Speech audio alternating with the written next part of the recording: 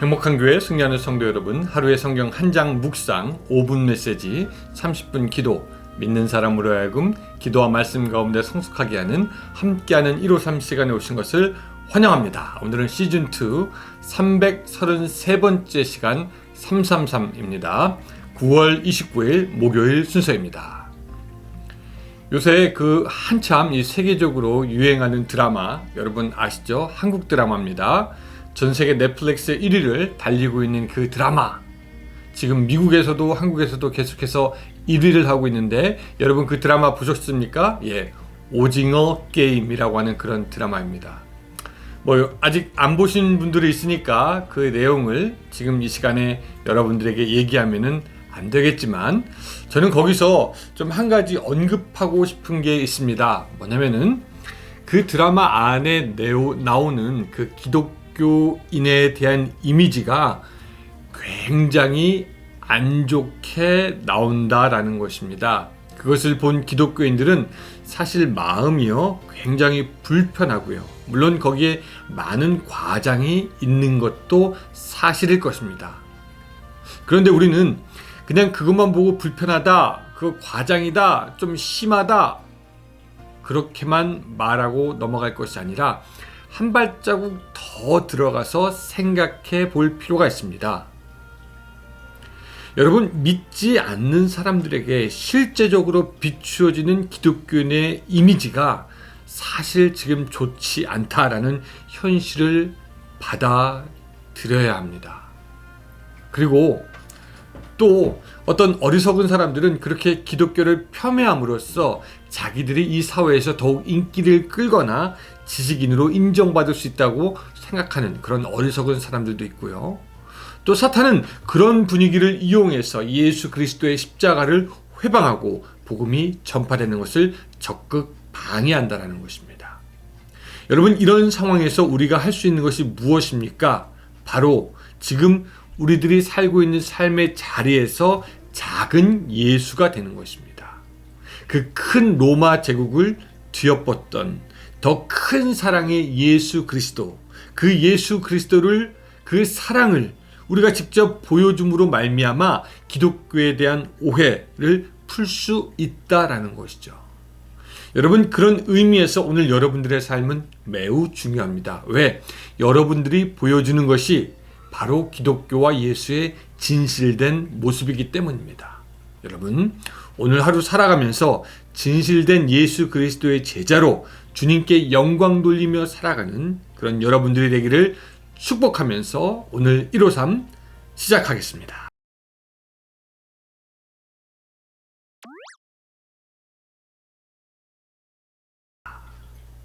예, 오늘 본문의 말씀은 조금 길겠습니다. 마가복음 6장 14절부터 29절까지의 말씀입니다.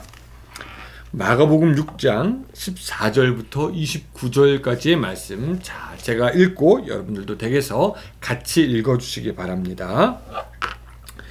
이에 예수의 이름이 드러난지라 헤롯 왕이 듣고 이르되 이는 세례 요한이 죽은 자 가운데서 살아났도다. 그러므로 이런 능력이 그 속에서 일어나느니라 하고, 어떤 이는 그가 엘리야라 하고 또 어떤 이는 그가 선지자니 옛 선지자 중 하나와 같다 하되, 헤롯은 듣고 이르되 내가 목벤 요한 그가 살아났다 하더라. 전에 헤롯이 자기가 동생 빌립의 아내 헤로디아에게 장가든 고로 이 여자를 위하여 사람을 보내어 요한을 잡아 옥에 가두었으니, 이는 요한이 헤롯에게 말하되 동생의 아내를 취한 것이 옳지 않다 하였습니다.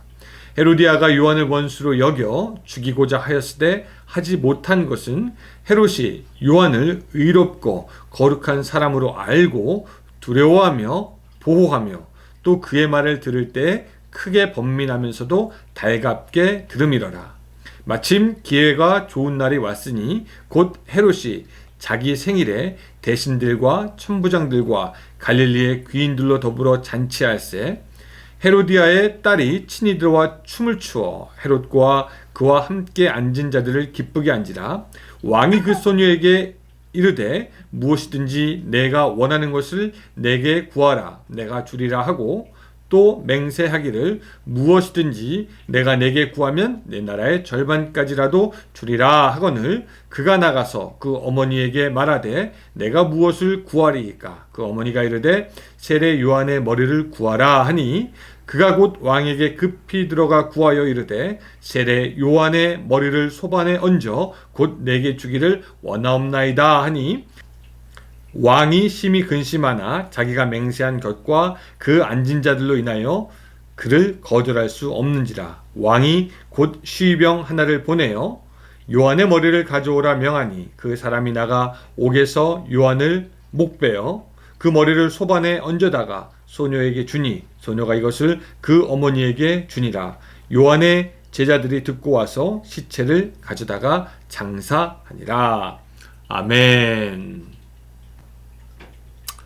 우리가 잘 알지만 성경을 읽지 않는 것보다 성경을 읽는 것이 낫고 또 성경을 읽을 때 그냥 읽기만 하는 것이 아니라 그 성경의 말씀을 가지고 소위 씨름, 묵상이라고 하죠. 하는 것이 좋습니다. 진리의 말씀이 때로 우리들의 마음을 쳐서 구원에 이르는 근심을 하게 하기도 하고 진리의 말씀이 때로는 우리의 심령을 기쁘게도 합니다. 우리의 죄악에 대해서 슬퍼하게 하기도 하고 진리가 우리의 구원에 대해서 우리 마음을 기쁘게 하기도 합니다. 그렇게 성경을 보고 반응하는 단계까지 이르는 것이 사실 참 귀한 것입니다. 그런데 말입니다. 그 정도로는 충분하지 않다는 사실도 우리가 알아야 합니다. 귀한 것이지만 충분하지는 않다. 한번 얘기를 들어보시기 바랍니다. 세례 요한의 때에 이 헤롯 왕은 막장 드라마를 쓸 정도의 사람이었습니다. 헤롯 왕은 재임 초기에 아레타스라는 사람의 딸과 혼인해서 20년을 넘게 결혼 생활을 합니다. 그러다가 그의 이복형의 딸이자 또 다른 이복 형제의 빌립의 아내인 헤로디아에게 반하여 그 여인에게 구애하여 결혼하게 됩니다. 조강지처를 버리고 유부녀, 그것도 자기의 이복 동생의 아내와 결혼을 하게 된 것이고 또 다른 그 이복형의 사위가 된 것이죠. 당시 이제 이복 형제 빌립은 한때 권력층에 있기는 했지만 나중에 권력층에서 벗어나서 평범한 서민이었을 것이라고 합니다. 그러니까 이 헤로디아도 평범한 서민층으로 전락해버린 그냥 힘도 없는 남편과 사느니 당시 최고의 권력을 가진 헤롯 왕과 다시 결혼한다면 명예와 부도 같이 얻을 수 있을 것이다 라고 생각했을 겁니다. 그런데 그들의 막장 드라마 같은 결혼은 세례 요한에 의해서 비난을 받게 됩니다. 그래서 18절에 보면은요, 이런 말씀이 나와요. 이는 요한이, 세례 요한입니다. 헤롯에게 말하되 동생의 아내를 취한 것이 옳지 않다 하였습니다. 예, 당대 최고의 권력 앞에 당신이 옳지 않다라고 얘기하는 겁니다. 이쯤 되니까 이 권력과 부에 눈이 먼 헤로디아는 세례 요한을 원수로 여겨가지고요, 죽이려고 하고 이를 갈게 됩니다. 그런데 그게 쉽지는 않죠. 20절에 그 이유가 나와 있습니다. 헤롯이 요한을 의롭고 거룩한 사람으로 알고 두려워하여 보호하며 또 그의 말을 들을 때 크게 번민을 하면서도 달갑게 들음이러라. 예, 세례 요한은 바르게 보고 바르게 책망했습니다. 그 과정에서 헤롯은 그 책망에 많이 번민하기도 하고 괴로워하기도 하고 근심하기도 하고 후회하기도 했었고요. 또한 그 세례 요한의 그 진리의 말씀을, 그의 비판을 옳다 여기기도 했고 관심 있게 듣기도 했고 오늘 본문처럼 달갑게 즐겁게 듣기도 했습니다. 그런데 그뿐입니다. 헤롯은 결국 헤로디아와 함께 세례 요한을 죽음에 이르게 하는 것을 우리가 알게 됩니다. 그 스토리를 우리가 쭉 읽었기에 다시 반복하지 않지만 26절만 읽어보면요. 왕이 심히 근심하나 그 세례 요한 죽이는 것에 대해서요. 자기가 맹세한 것과 그 앉은 자들로 인하여 그를 거절할 수 없는지라 라고 이야기하면서 마지막 남은 양심으로 인해서 괴로워하긴 하지만 그에게는 진리보다 자기의 맹세, 진리보다 사람의 눈치가 중요했기 때문에 그는 결국 세례 요한을 죽이고 맙니다. 많은 사람들이 그런 헤롯을 보면서 정말 인간 쓰레기다, 막장 드라마다 그렇게 돌을 던질 수 있겠지만 사실 저는요, 바로 이런 이 헤롯이 지금 믿는 사람들의 단면을 보여준다라고 생각합니다. 우리도 말씀을 들을 때 여러분 때로 달갑게 듣지 않습니까? 그 말씀이 맞는 것 같다. 말씀을 들을 때 우리는 깊이 동감하기도 합니다. 또 말씀과 진리를 들을 때, 우리 성령의 감동을 들을 때 어떤 때는 번민하기도 하고 고민하기도 합니다. 이거 어떻게 해야 되나? 근데 어떤 때는 그냥 그뿐이에요. 막상 결단해야 할 때, 막상 행동해야 할 때, 막상 일이 닥치면 우리는 그냥 우리의 욕심에 따라서, 우리의 만족에 따라서, 우리의 죄악된 습성에 따라서 그냥 행동하게 됩니다. 여러분 21절 굉장히 재밌어요. 21절 마침 기회가 좋은 날이 왔으니 곧 헤롯이 자기 생일에 대신들과 천부장들과 갈릴리의 귀인들로 더불어 잔치할세. 여러분 마침 기회가 좋은 날이 왔다. 이 기회가 좋은 날이 어떤 기회를 말하는 것일까요? 무슨 기회가 좋은 날이었다는 걸까요? 그 세례 요한의 진리의 말에 번민도 하고 달갑게 받기도 했던 그 헤롯이 자의반 타의반으로 세례 요한을 없앨 수 있었던 좋은 기회의 날이 왔다라는 것을 이야기하여 주고 있습니다. 우리도 주님이 말씀하실 때, 우리가 성경 말씀을 읽을 때 번민도 하고 또한 달갑게 주의 말씀을 듣기도 하지만 마음 한구석에는 기회 좋은 날을 찾기도 합니다. 순종 안 할 이유가 되는 것이 있는 날. 내가 이래서 못했어요. 내가 이래서 못했어요. 내가 이러니까 할 수 없지요. 우리는 이제 목사님들 설교를 듣다가 마음에 와닿으면 목사님 은혜 받았습니다. 은혜 받았습니다. 라고 말하는데 미국 사람들은 뭐라고 말할까요? 보통 enjoy 했다라고 합니다. enjoy sermon 했다 그렇게 얘기죠. 근데 성경의 말씀이든지 설교든지 은혜 받거나 enjoy 했다거나 그냥 거기서 끝난다면은 그것은 사실 우리도 모르게 우리도 진리의 길이 아니라 사실은 헤롯의 길을 걷는 겁니다.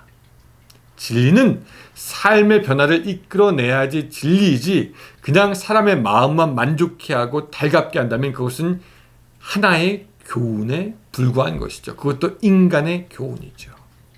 진리는 삶을 변화시켜야 합니다.